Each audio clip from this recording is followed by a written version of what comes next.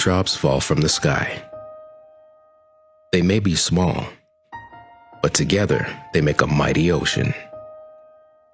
In the same way, your commitment to doing good in the world enables the Rotary Foundation to fund the projects that you care about.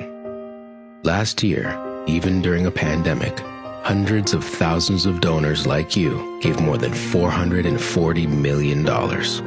Your generosity allowed the foundation to fund more than 2,000 global grants, creating opportunities for people everywhere to respond to their community's unique needs. A $15 donation could buy polio vaccines.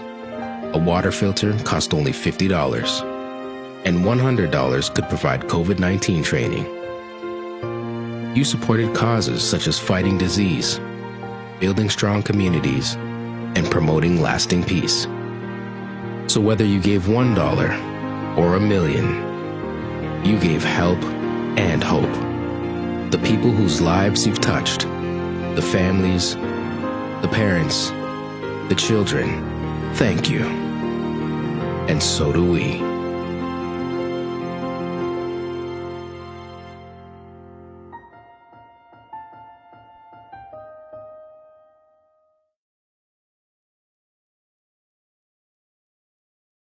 Thank you. I'd like to welcome everyone to our webinar entitled A Rotary Foundation Journey.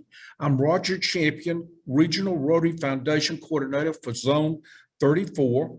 We have an interview tonight with John Smarge and Rowe on the Haiti National Clean Water Sanitation and Hygiene Strategy, better known as HANWASH. We'll hear a second interview with Michael Wallstrom and Steve Dudenhoefer on their story of service to high school students in the jungles of Guatemala. We feel that you'll truly be inspired by the good that these and so many other Rotarians are doing in the world today. Let's start with some housekeeping comments. Please note on your taskbar, select the language at the bottom of your taskbar that you want to receive. Please note that the session is being recorded.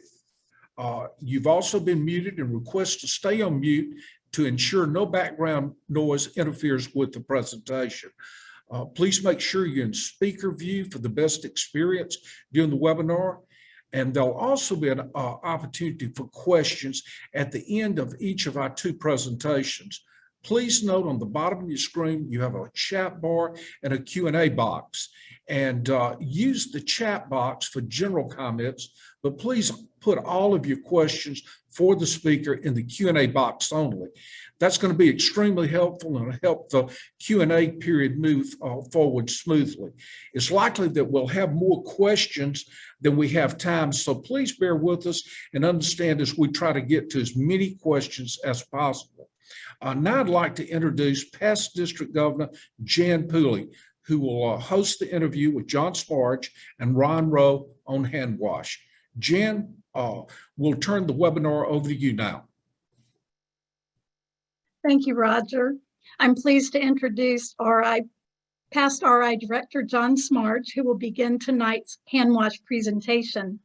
John has been a member of the Rotary Club of Naples since 1982, serving his club as president from 1992 to 93 and District 6960 governor in 1995 to 96.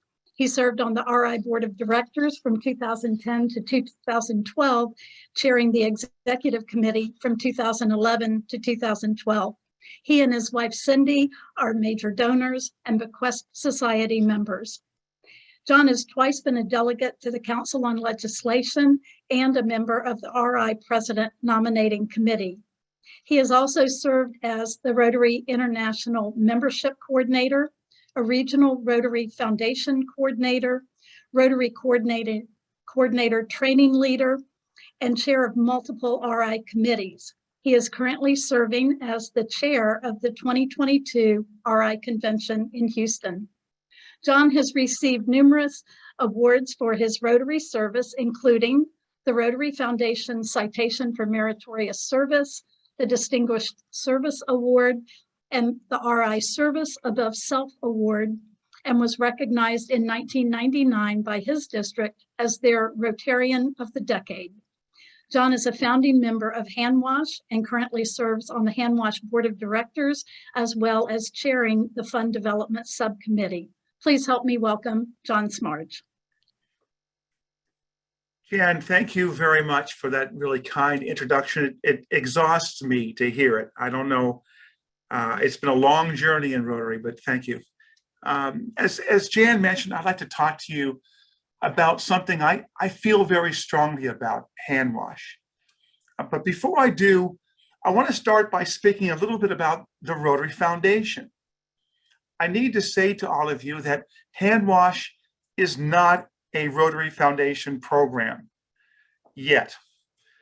But I believe that you can't properly cover the subject of HANWASH without including the Rotary Foundation. Now, the Rotary Foundation is not the same organization that it was when it began in 1917. I'll go as far as to say it's dramatically different than it was just in 2017, just 5 years ago. There has been a huge philosophical change that has occurred at the foundation. And I'm not so certain whether it's because of Barry Rassin's awesome presidency when he was at the helm of our organization, whether it's the trustees themselves, or more likely, it's probably grassroots Rotarians who are demanding more from their foundation. So I'll tell you, there's one word I think you can boil this down to, one word that will reflect the idea of this philosophical change. Now, I'm going to do something cool here.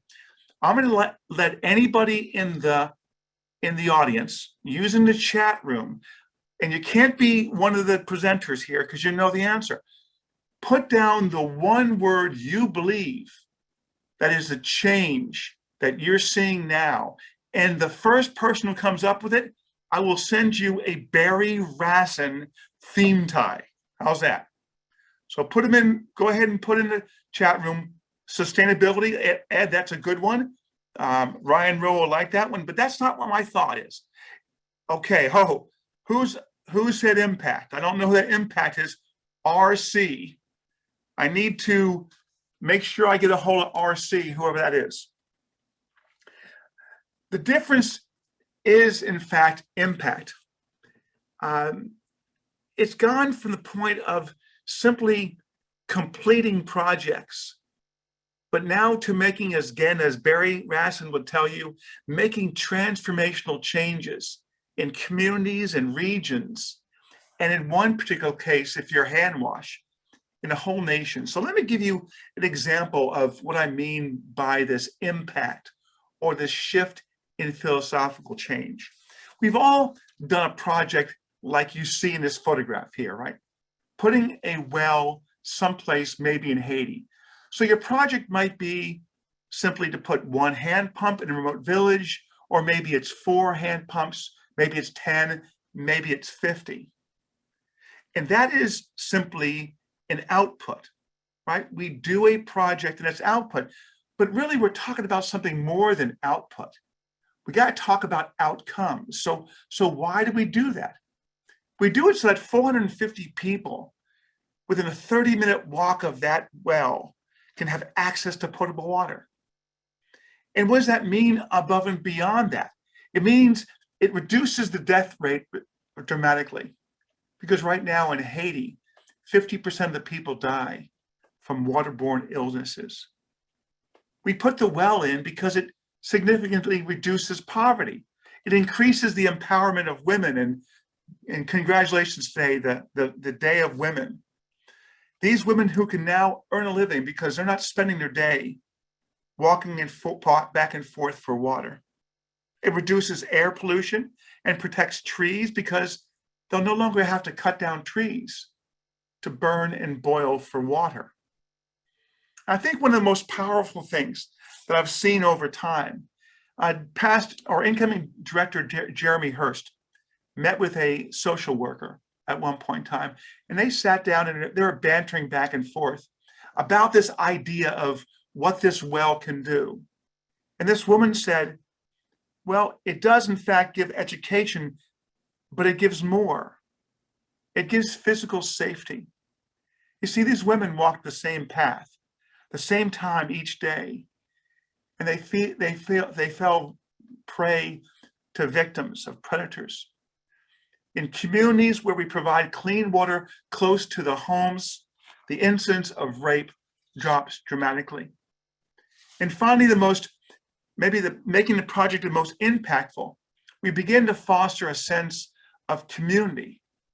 And that community longs after, or continues long after, the Rotary Club involvement has ended. So I'll tell you, as Rotary Foundation donors, as you and I who support the foundation, this impact offers enduring value and a greater return on an investment. And I'll tell you, probably the greatest thing is just the sense of community that is developing around the simplicity of a water and sanitation project. And with that, I'll put it into the hands of Ryan Rowe, who will further you in the idea of community involvement and what that means. Thank you. Thank you, John, for kicking off our presentation this evening. It's now my privilege to introduce our next speaker, Ryan Rowe. Ryan is the Executive Director of the Haiti National Water Sanitation and Hygiene Strategy, better known as HANWASH.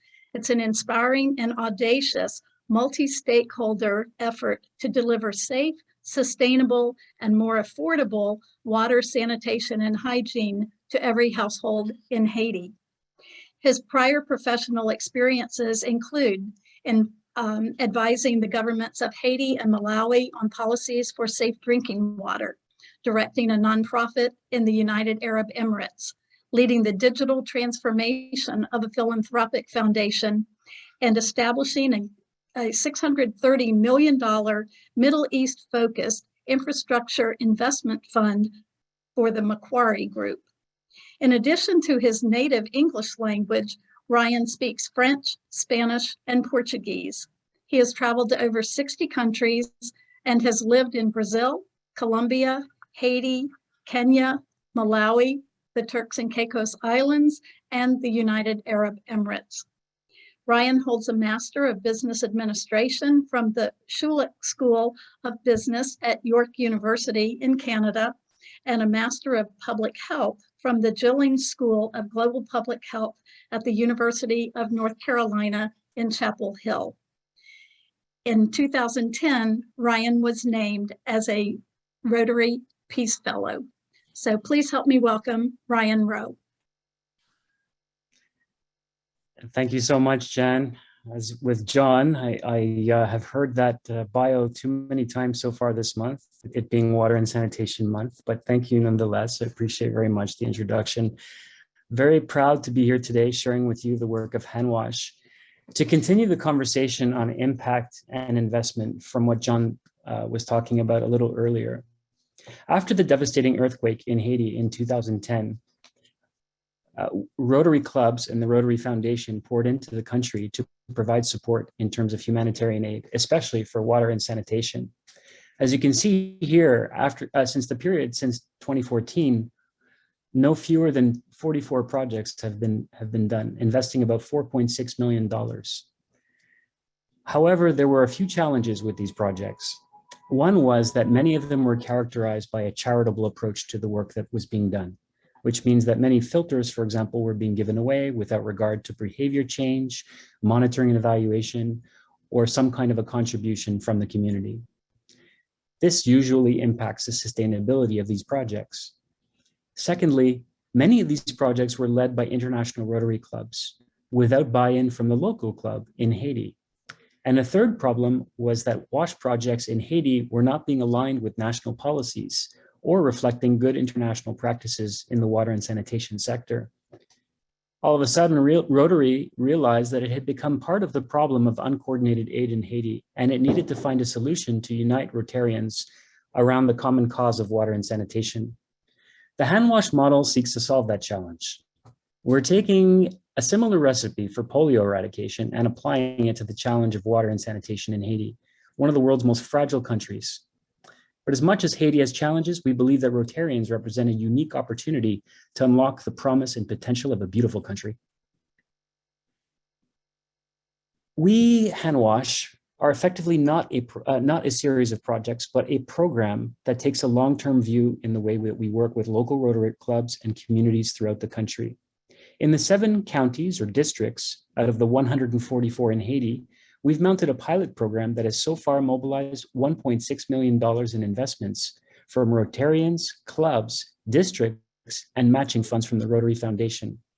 This is truly an audacious beginning to our program, and we hope to double this amount in the coming 12 months. Our program is guided by a number of different core values. First of all, we look to develop and promote a model that is empowering in terms of the way that it engages communities. We place communities in a leadership role to articulate their vision for governance of and investments in WASH infrastructure and services. That community-led approach is at the heart of the way the Rotary Foundation seeks to do work overseas, and it's at the heart of delivering sustainable impact. Secondly, we are collaborative. We look to engage volunteers like Rotarians, Rotaractors, government authorities, and partners in a meaningful way so that they have ownership of the program and want to stay engaged for the long term. Third, we are systematic. We think carefully about the way we plan, do, and improve our work, and look to do that work consistently. Fourth, we are impactful. And what do we mean by that? It's really sustainability, a key metric of our success.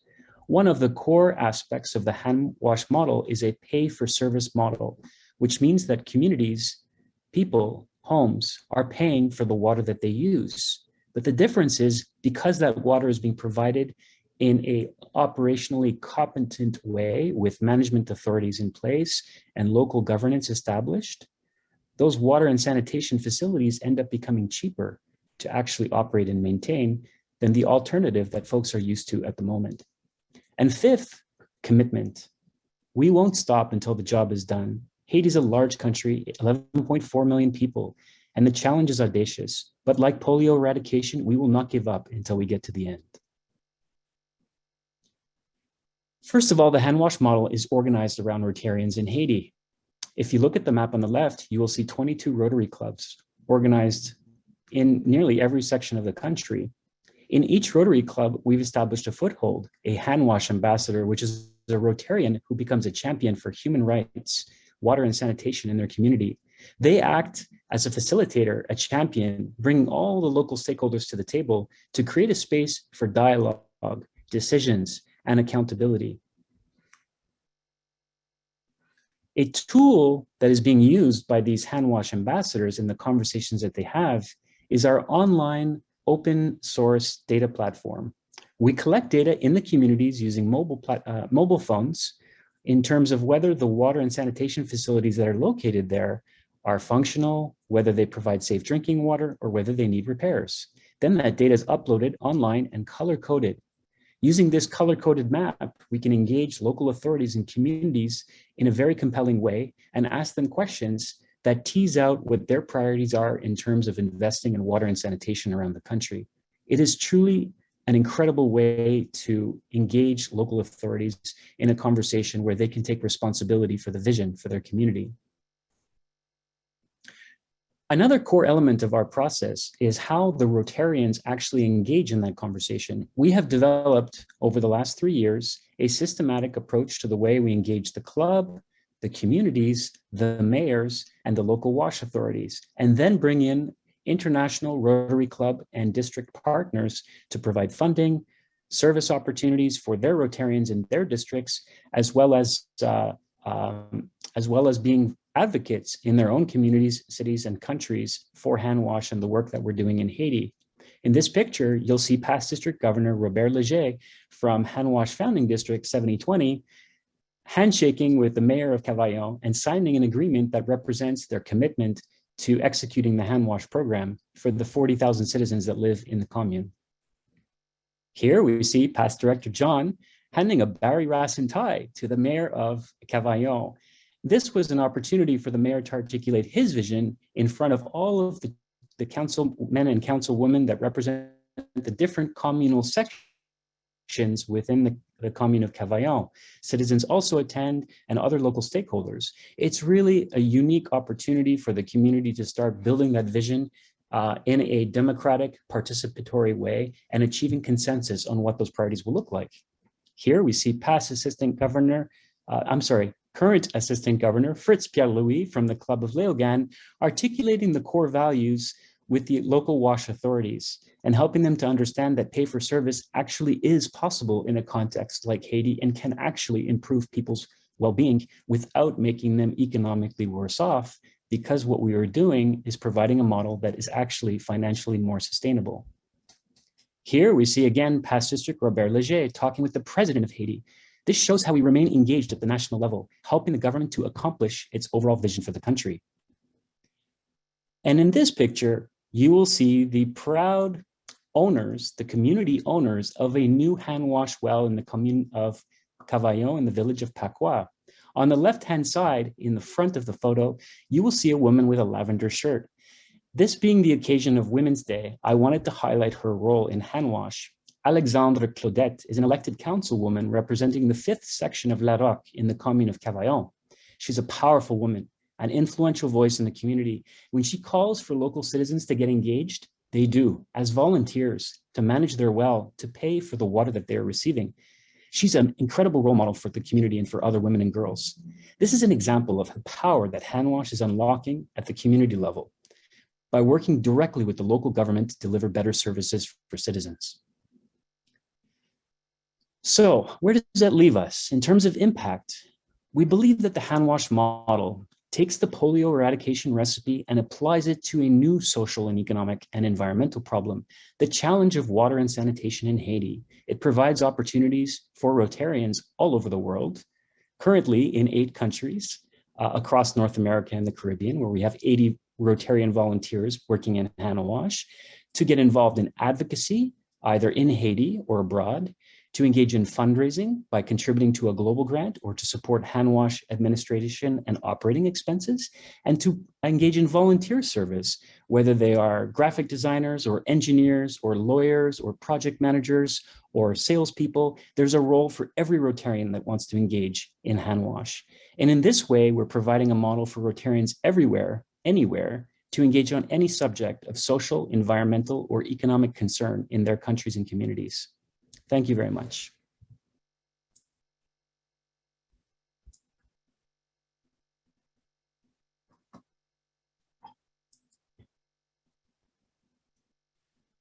Thank you both, Ryan and John, for sharing your passion for this amazing program called HANWASH. And now I'd like to introduce Assistant Regional Rotary Foundation Coordinator, Lara Quentrell Thomas, who will share any questions from the Q&A for John and Ryan. Thank you, Jan, and good evening, fellow Rotarians and guests. And thank you, yes, remarkable. What you're doing is absolutely remarkable. We have a question from J.D. Holmes, and I think perhaps Ryan might like to answer this. His question is, how is the current government instability in Haiti affecting your humanitarian efforts? Thank you. So first, I'd like to make a small adjustment to that. HANWASH is not a humanitarian initiative. In fact, we distinguish ourselves from humanitarian work by focusing on a long-term sustainable development approach. Humanitarian work responds to disasters, conflict, and provides charitable relief when people need it most in the moments after the issue happens. Now, in terms of the government instability, we have not actually seen a direct impact on operations, except where roads, for example, have been roadblocked or there are protests, which has caused, for example, a couple of delays of days or weeks to the delivery of materials or equipment. Other than that, because we work at the local level with local government officials, we are in effect able to bypass the political instability currently at the national level. Okay, wonderful. Thank you.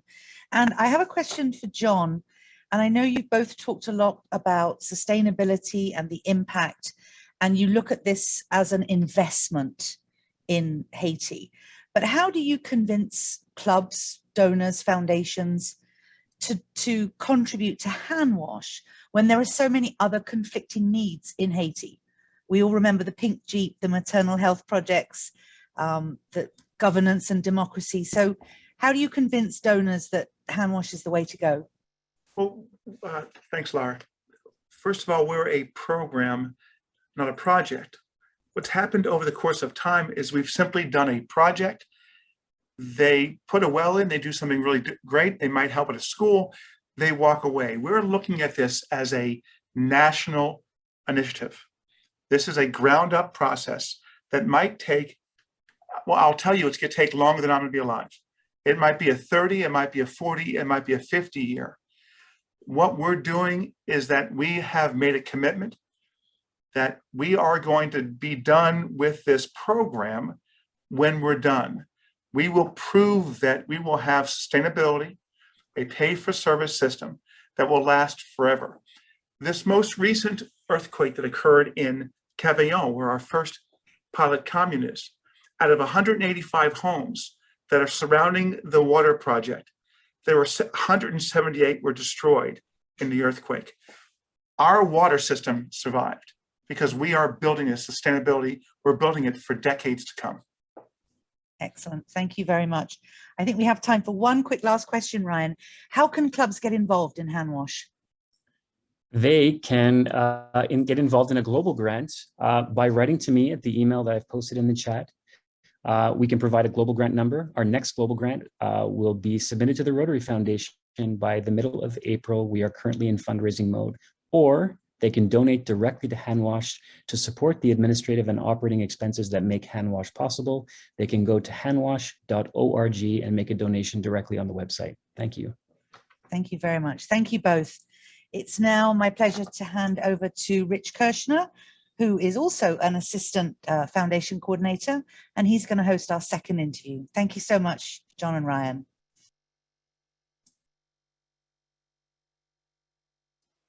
Well, thank you, Laura. Tonight I have the honor of introducing current District 6930, Governor Michael Wallstrom and Steve Dudenhoefer. Michael's a member of the Rotary Club of Boca Raton downtown since 2014. He is a benefactor, Paul Harris Society member, and major donor to the Rotary Foundation. He served as president of his club in 2018-19. He's been named Rotarian of the Year and received the Governor's Citation for his club, which also was named Club of the Year. And under Michael's leadership, the club also received the Rotary Presidential Citation with Platinum Distinction.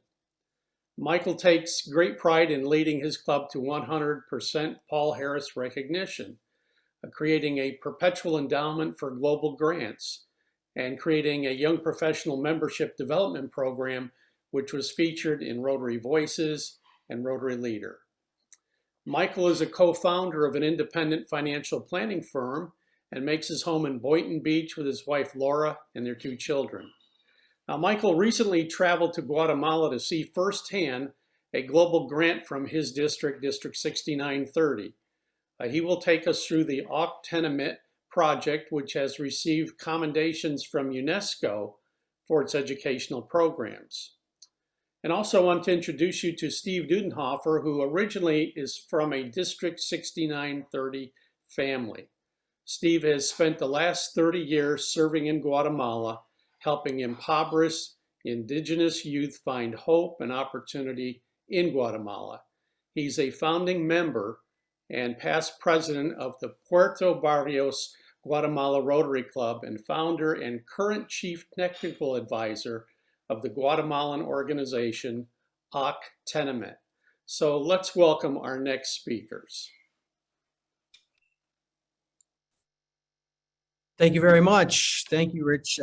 So I'm going to kick this off for everybody. My name, again, of course, is Michael Wallstrom, and I am a current district governor. And coming into my year as district governor, I think when I entered the DG chain, if you will, which starts a couple years before you become district governor, one of the things that really struck me was when I was attending my grants seminar. And we kind of went through, I'd heard the grant seminar before, but this time I was listening to it from a different set of ears, right? And a different set of priorities. What am I going to do with this grants program when I become district governor? One of the things that really struck me was I noticed that the way our district did grants, there was quite a bit of global grant money left over at the end of every year because we didn't have a lot of clubs doing global grants. And then when I looked at that dollar amount and then I multiplied it by what our matching could be, I was struck by just how much money there was available. So I knew that I was committed to Rotary International. I was committed to the foundation. My drive towards 100% Paul Harris and my own personal commitment to the foundation was important to me.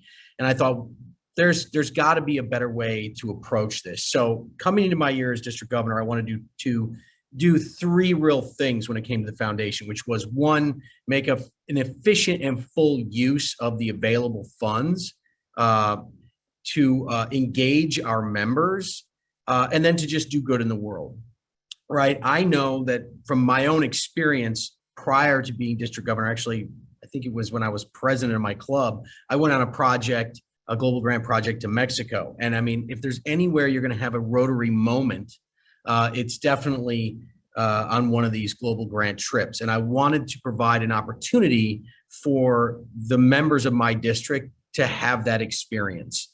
While I was kind of in my ramp up year, I did what any good district governor should do, or district governor elect. I reached out to my Rotary Rolodex and I called past district governors from my district and said, I want to do a district-wide global grant and I want to get members of our district to go on this global grant and actually go to actually participate, right, and do the work. That's really important to me. What do you guys have? And a guy named Jim Sisterson, a past district governor from my district, reached out to me and said, have you ever heard of Actenement? I said, I have not. So we got on the phone. We talked about the project. He introduced me to Steve. Steve and I had some Zoom calls. We talked about what he was doing down there, and I was blown away. And when I passed this over to Steve and he tells his story, I'm sure you'll be amazed by what Steve has been doing and by, just the force of his own will and his personality. But we put together a global grant. Steve came up with the global grant. And then it was up to me to get the district members involved. And I've got some pictures. I think we have a slideshow and I can kind of talk you through some of the things that we did. What we did while they're getting that up, we actually sent 2 teams down to Guatemala.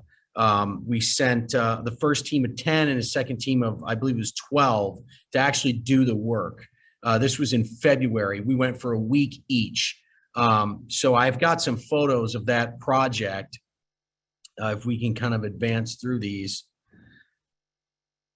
So this is Actenement. This is when you pull up to what's basically the girls' campus. The boys and girls are in separate campuses, but this is it. As you pull up, you can see the couple buildings there, and then as you go into the forest, there's more buildings. But this is really what you can see from the river. I mean, Actenement as a facility, you're going down to Guatemala.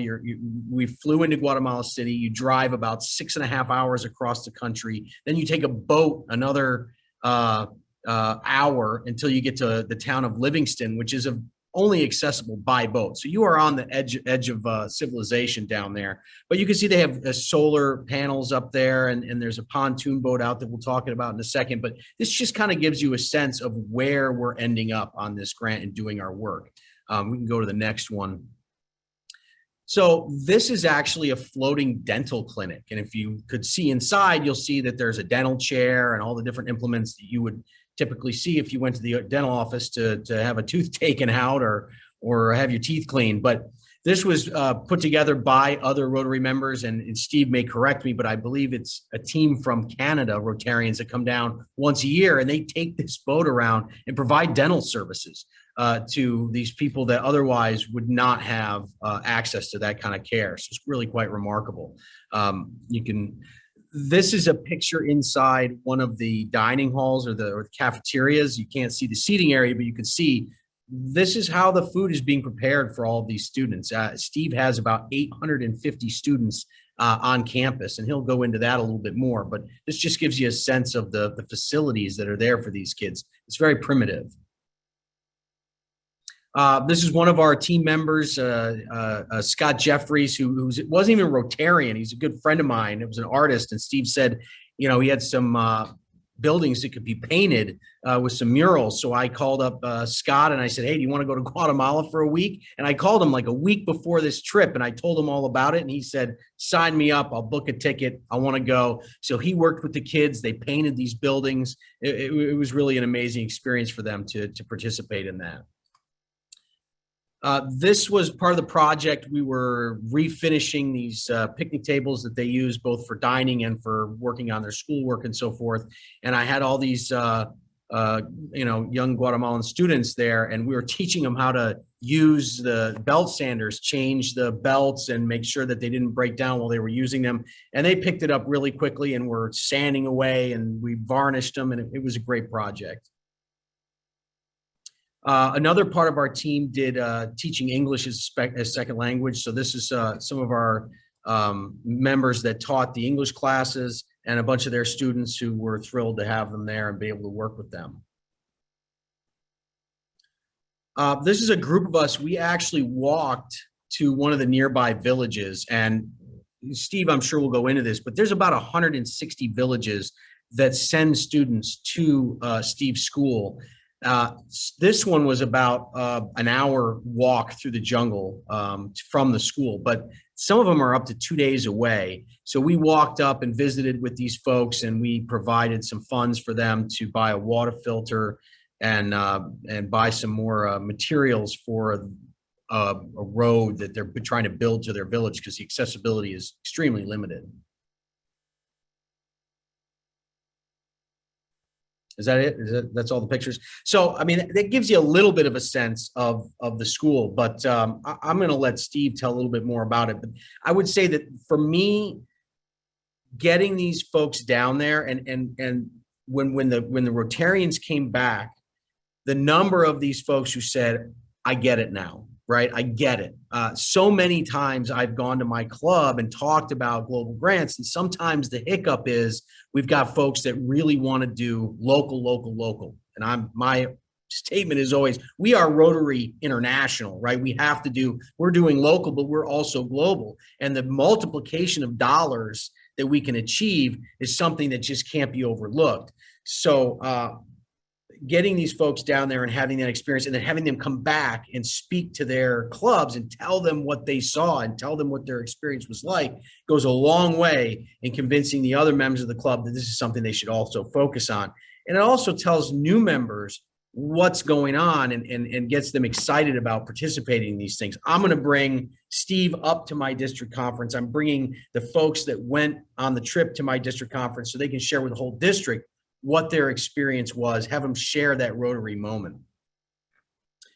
With that, I think it's time for us to let Steve kind of tell his story about Actenement, and he can fill you in on just what an amazing place it is. Thanks, Michael. I was a landscape contractor in South Florida in Palm Beach County area, and I ended up working primarily with young Guatemalan men that in that part of the state of Florida, if you see a lawnmower, there's probably a Guatemalan person behind it. And I was really tremendously impressed by their incredible work ethic, the way that they would try to save as much money as possible to send back to their families in Guatemala.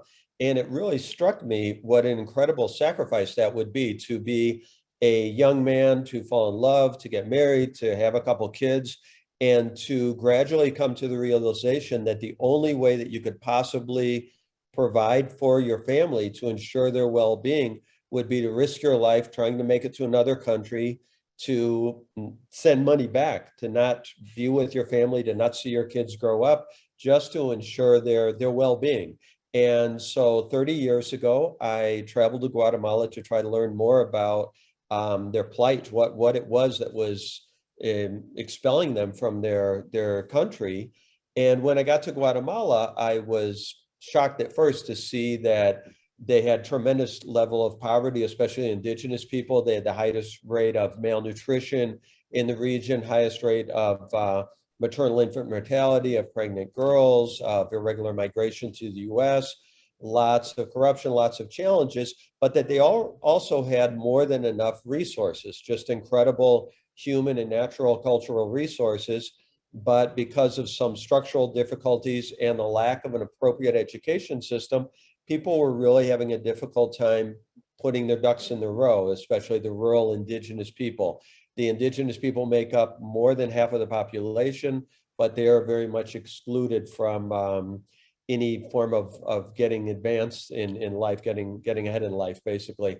So I decided to try to help out in some way. I sold my businesses, I liquidated all of my assets, and I moved down to Guatemala as a full-time volunteer 30 years ago. I started working with local indigenous communities in the poorest region of the country on the eastern coast of Guatemala to start building a vocational boarding school. And since I come from a Rotary family and there was no local Rotary club, I basically went to the nearest large town and I went to the local children's hospital. I asked the social workers, who are the local business people that you can depend upon when you need help for a family? And they gave me a list of people, got them together in a meeting, and I explained to them what Rotary was. And we had a bunch of them sign up, and we started my Rotary club, the Puerto Juárez Rotary Club, which I'm still a very proud member of. Over the last 30 years, our school out in the jungle, working with indigenous communities and with Rotarians from Guatemala and the US, our vocational school has gradually grown from where we started out with 12 boarding students to, as Michael mentioned, about 800 boarding students.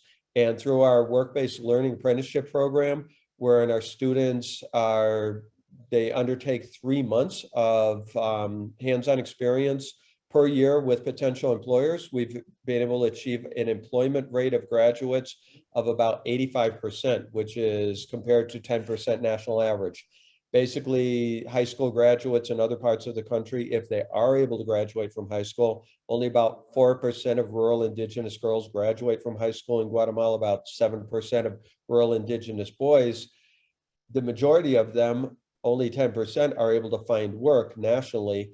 And that's because they say they don't have experience, so no one will hire them, and no one will hire them because they have no experience. So we, working together with Rotary clubs, identified businesses that are growing quickly, that treat and pay their staff well, and we rotate students through 3 months per year, every year of high school, through these businesses and organizations. And because of this, the vast majority end up with jobs before they graduate or quickly afterwards. I started out 30 years ago with a bunch of little, really bright kids that didn't speak any Spanish, only the local indigenous language. And over the years, those first kids have gone on through high school, elementary school, high school, they've gone on to college, and a lot of them have come back. Right now, the organization is owned and operated by the local communities I first started with. The board of directors is dominated by really dynamic women, which we're really happy that today's International Women's Day, really dynamic local indigenous women that run the show. And our staff and teachers are primarily graduates from our school. So it's really a tremendous success project. And in that aspect, I still support as a volunteer technical advisor with the school, but it's the local people that really run the show. Because of this unique partnership between local indigenous communities, Guatemalan private sector, and the Guatemalan government, we've been able to provide hope and opportunity to literally thousands of graduates that have been able to secure great jobs. Our girls tend to not get married until they're about 26 years of age.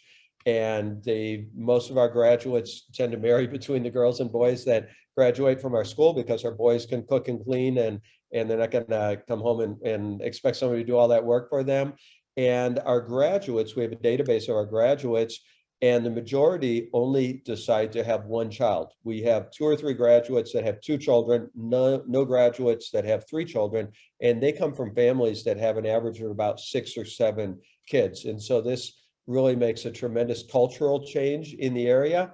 And because of the support from Rotary groups coming down, global grants over the years, we've been able to work with the local communities and help give an opportunity to the boys having to migrate to the United States. Guatemala has the highest rate of irregular migration of youth to the United States right now. We have the highest rate of pregnant girls between 10 and 14 years of age in all of the Americas. And so this support from caring Rotarians in the US, caring Rotarians in Guatemala, and the local indigenous communities that are become empowered really make this tremendous difference. The Rotary groups that just came down with Michael 6930, they worked beside our students and really helped build their self-esteem. We had the second group that came down. They actually worked with our students building about, I think it was about 45 picnic tables out of pressure treated pine. We're located out in the middle of the jungle. So really the only wood that lasts more than a few days is pressure treated pine. And the second group, they came down the first day that they worked with the students. The guys worked with a group of our local girls and boys to teach them how to use the power tools, to teach them how to measure and cut the wood and put the bolts in and everything. And the second day when they went back to the job site, the Rotarians were really shocked to see that by the time they showed up about 8:30 in the morning, a group of girls had already on their own built several tables. These are rural indigenous girls that in their village, they don't have electricity. They literally never flipped a light switch several months before. These are first year students, spoke almost no Spanish, only their local indigenous language. And literally within a day or two, they were able to go and cut the wood, measure it, cut the wood, and bolt the tables and build picnic tables on their own. So you can imagine how the self-esteem of these girls really just went through the roof. Now they realize they can really do anything they want in their life. And this is the work that Rotarians have done in Guatemala. We have 2 restaurant schools. And so when the Rotary groups come down, our students are very proud to be able to cook the meals for the Rotarians. They guide them, they do everything. Guatemala is a challenging country to work in because of all the corruption and the drug smuggling, malnutrition, all sorts of things. But because of this work, we've seen tremendous progress. Our graduates get good jobs. They help improve their families' houses. One of the first things they do is they go out and they make sure their family has clean water. They buy the filter, they buy solar energy for their family. They start small businesses, and they're able to lift their families and communities out of poverty. So this work that Rotarians from the US with the Rotary Foundation, with Rotarians in Guatemala and the local communities working together as a team, we've just really seen tremendous progress. And we're excited to have more groups coming down, and we would love to have anyone and everyone come down and to meet our kids and to really see Rotary in action and see the Rotary Foundation, the impact that is made on the ground to really make sustainable change, long-term sustainable ground up and grassroots change in countries like Guatemala.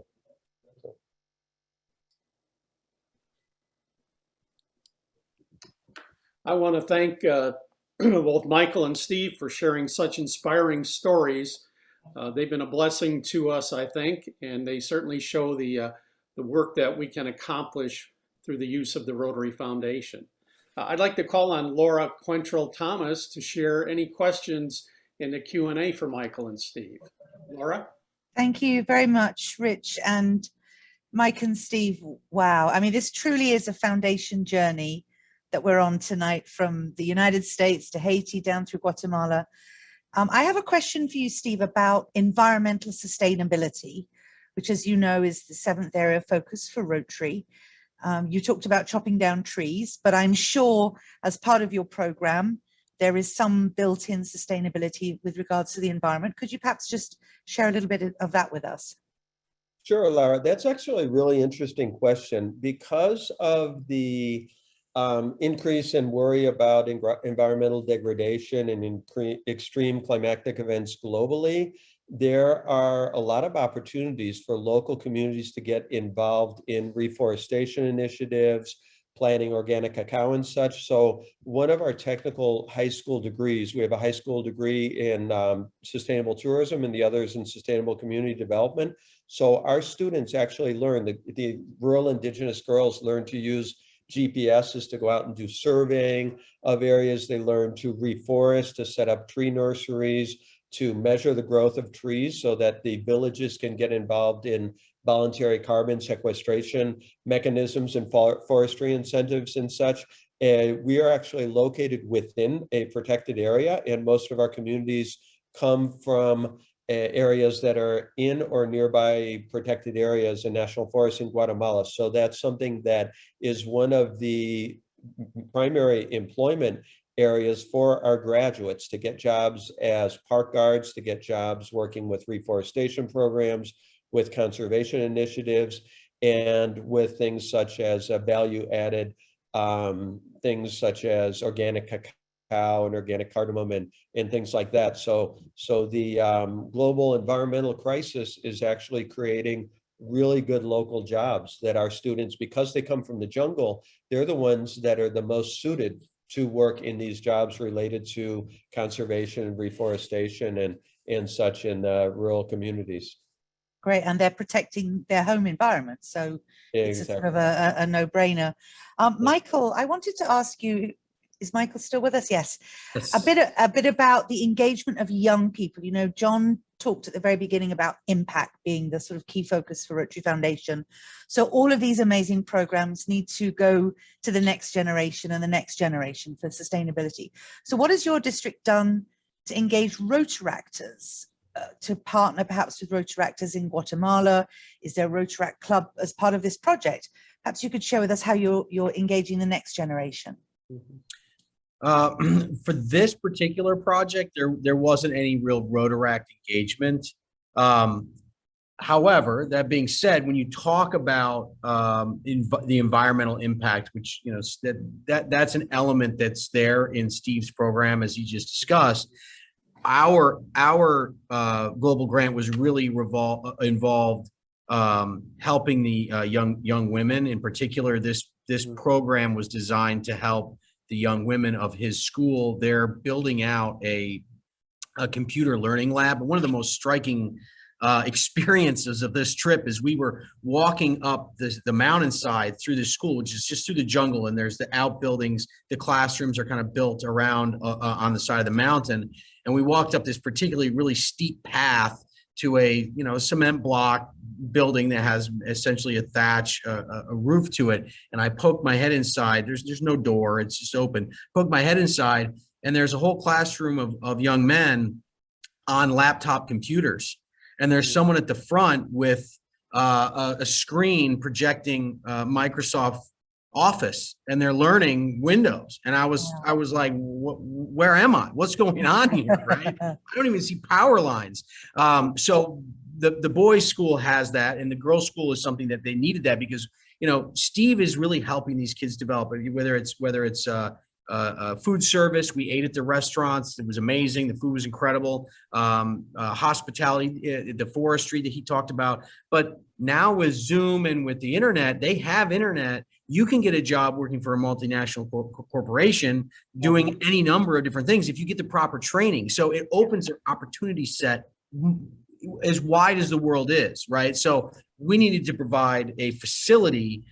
Building the tables and so forth was really providing the infrastructure, the facility where they could put the computers and have it that opportunity there for the girls. So, you know, Shaker Mehta, right? Empowering girls is one of his big keys. So for us, this project was about providing that infrastructure for the girls to have the same facilities as the young boys. So that's what our project was really revolving around. And we were, you know, took people down there for that. I will say that one of our Rotarians took her son, who was 17.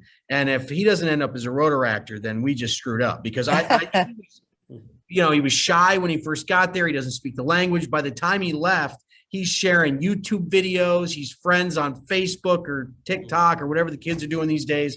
They're all buddies. They're all connected. He's still talking to him today. And those two, the mother and the son, are going back to Guatemala this summer because they want to do more. So, I mean, by taking Rotarians and having them see that experience, and then also having Rotarians bring their children, you're just exposing people to this unbelievable, life-changing event that they can go back and share with others and say, you know, I'm sure that young guy is going to tell, Kennedy was his name, I'm sure he's going to tell his friends, you have no idea the experience I just had. He's living here in Boca Raton, where people are driving around in Bentleys, right? He's like, you guys don't even know what's going on in the world outside of Boca. You've got to experience this. You've got to go and do this, right? So, I mean, that kind of testimonial it doesn't get any better than that.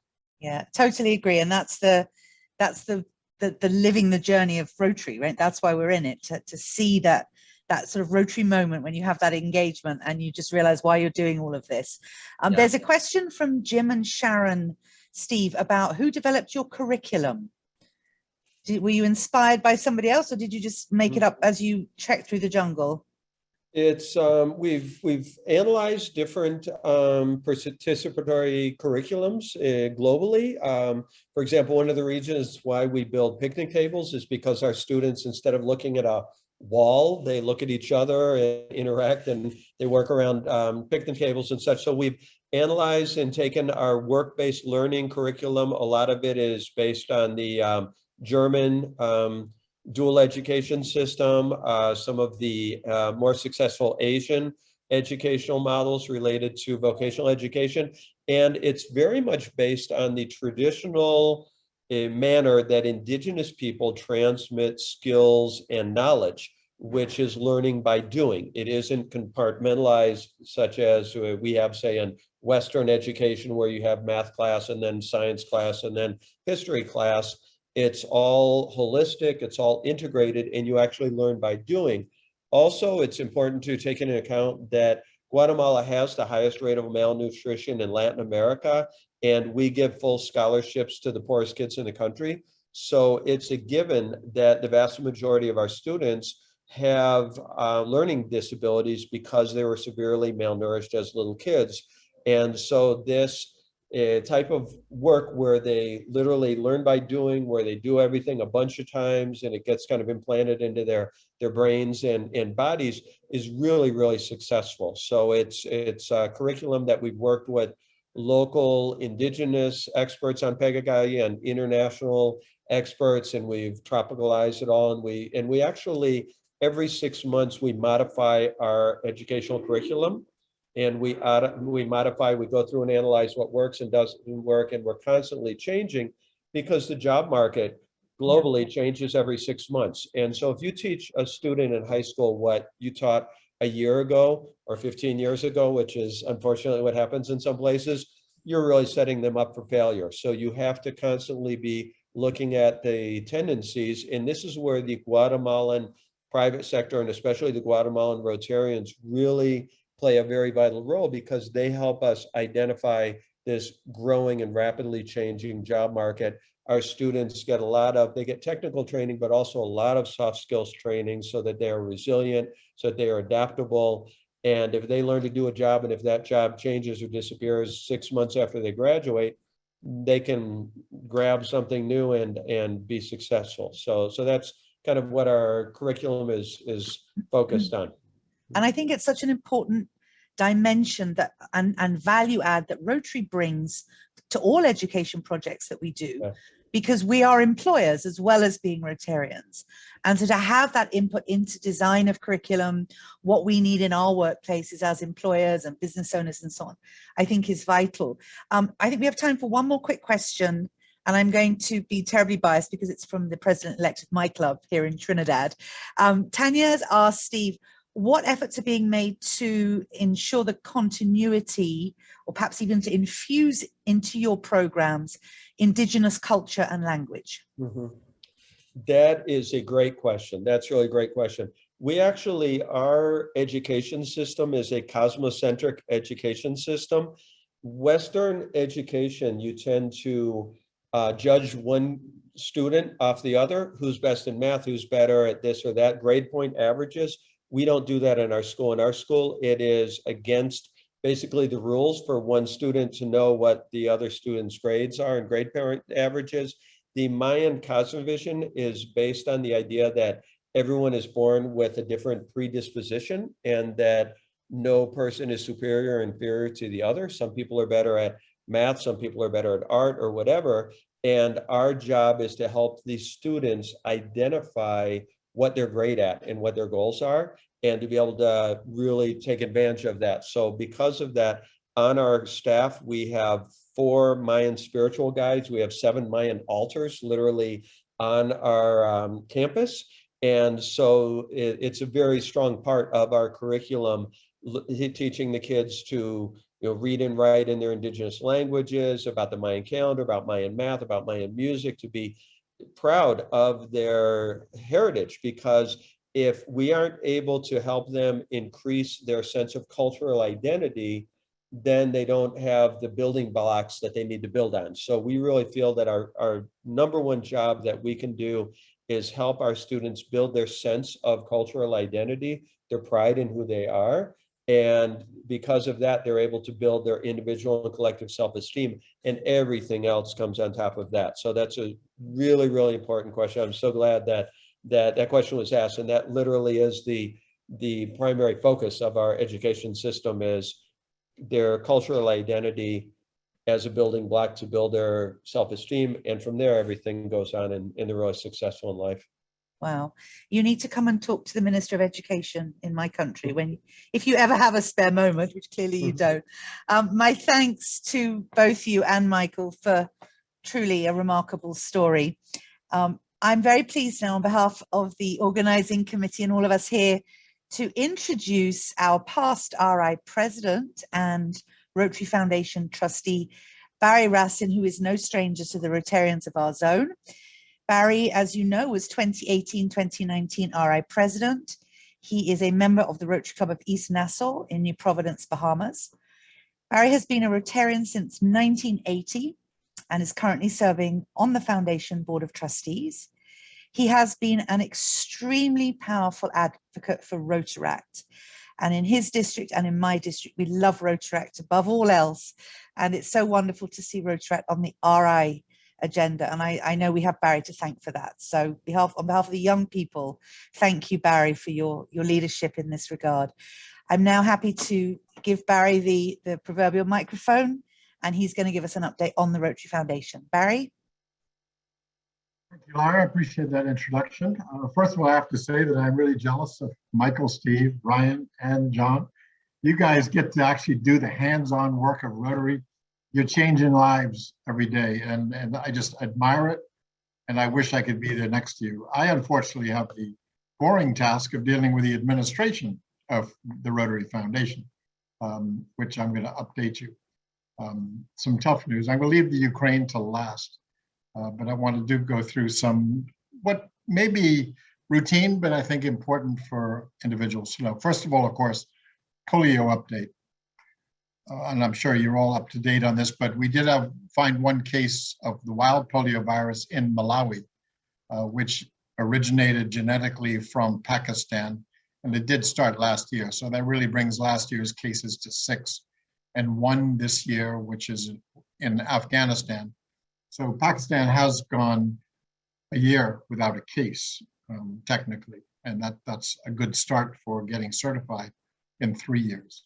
We did get 8 of our polio workers in Afghanistan killed last February while performing their job. So we still have to battle with this difficulty for our polio workers. The amazing thing is the next day, the rest got up and went back to work to continue the vaccination process. So, I mean, you must admire what they're doing in Afghanistan and Pakistan to make sure their kids get the immunization they need. More bad news, the first unvaccinated Israeli child since 1989 was tested positive for polio from the circulating vaccine-derived virus.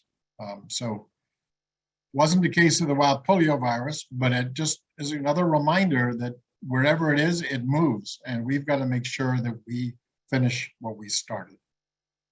In Ukraine, we had started a immunization campaign to target all unimmunized Ukrainian children in February, and of course, we had to stop that and pause the program because of the situation that's there now. But we just got to remind ourselves we've got to continue our fight. We've got to fight to raise money to fund the polio surveillance, detection, the vaccination activities.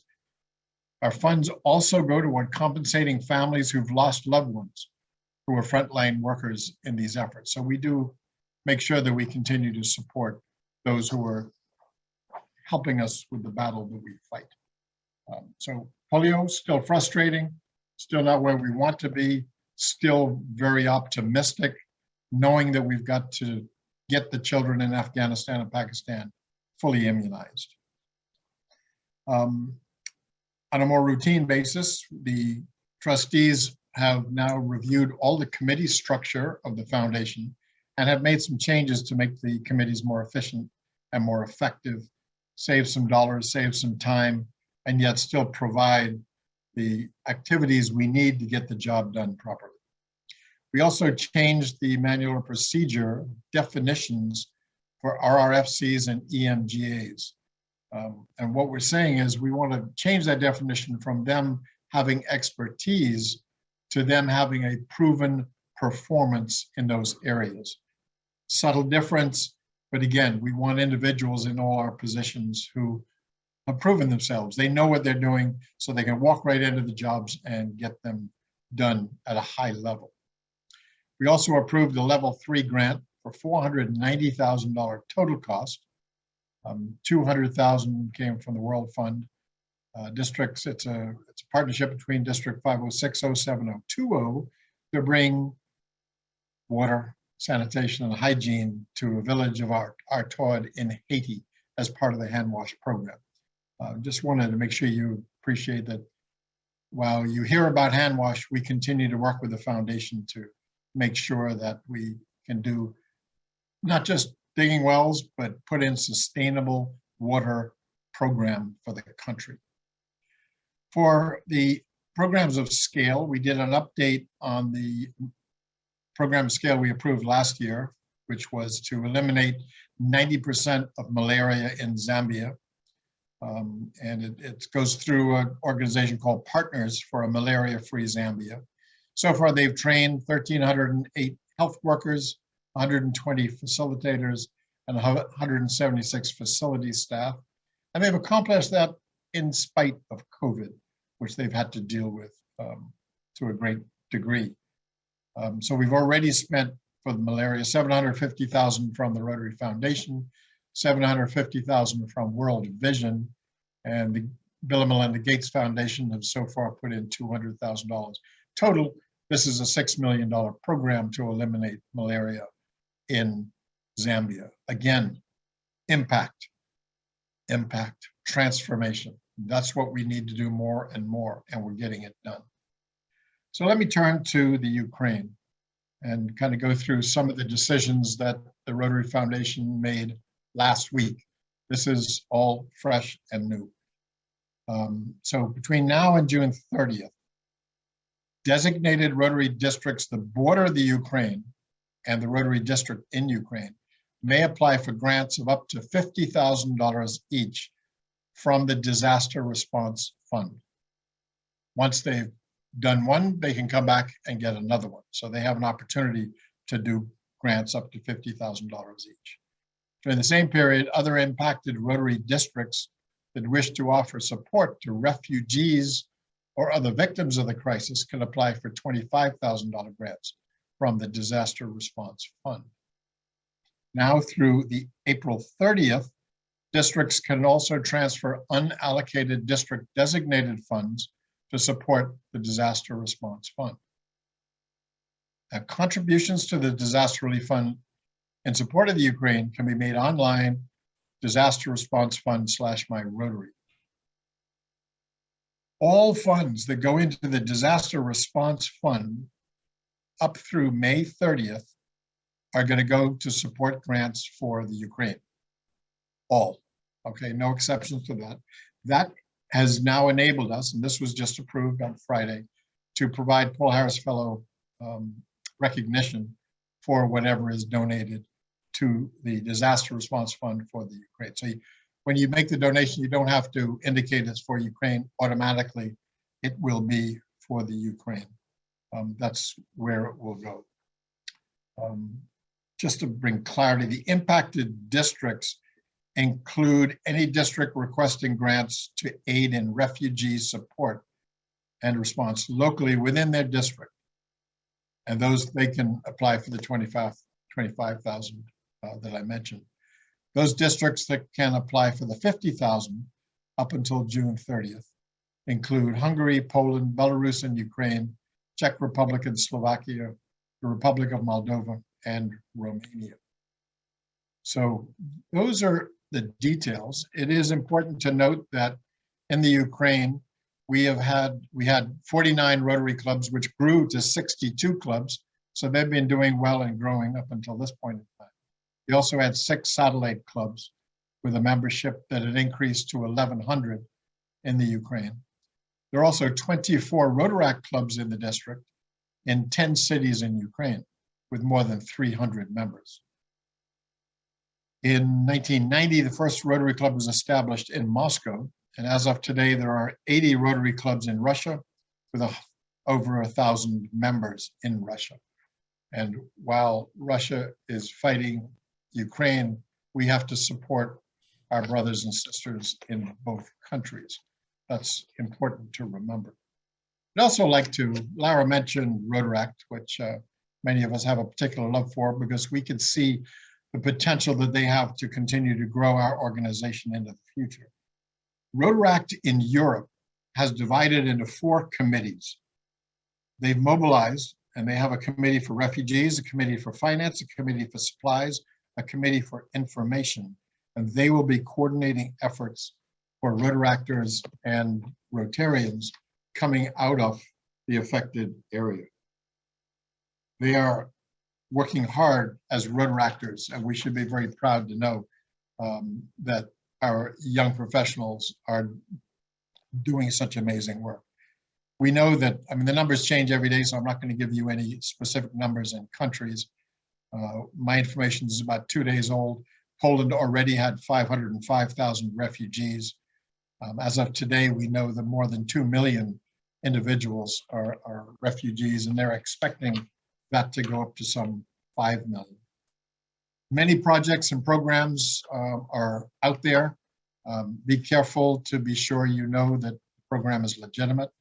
The safest and best way to get impactful dollars to help them, maybe not today, but when they're ready to do so and they know exactly what they need in Ukraine itself, would be the Disaster Response Fund. So with that, I'll leave you, and I appreciate all the work that you do to support us. I spoke with an Arch Clump Society member this morning, and he immediately donated $50,000 to the Disaster Response Fund. We are getting the support, but keep in mind, they're going to need an incredible amount of assistance to get us where we need to go. So thank you. Thank you, Barry, for your update on the Rotary Foundation. And I want to thank the 114 people that joined us tonight,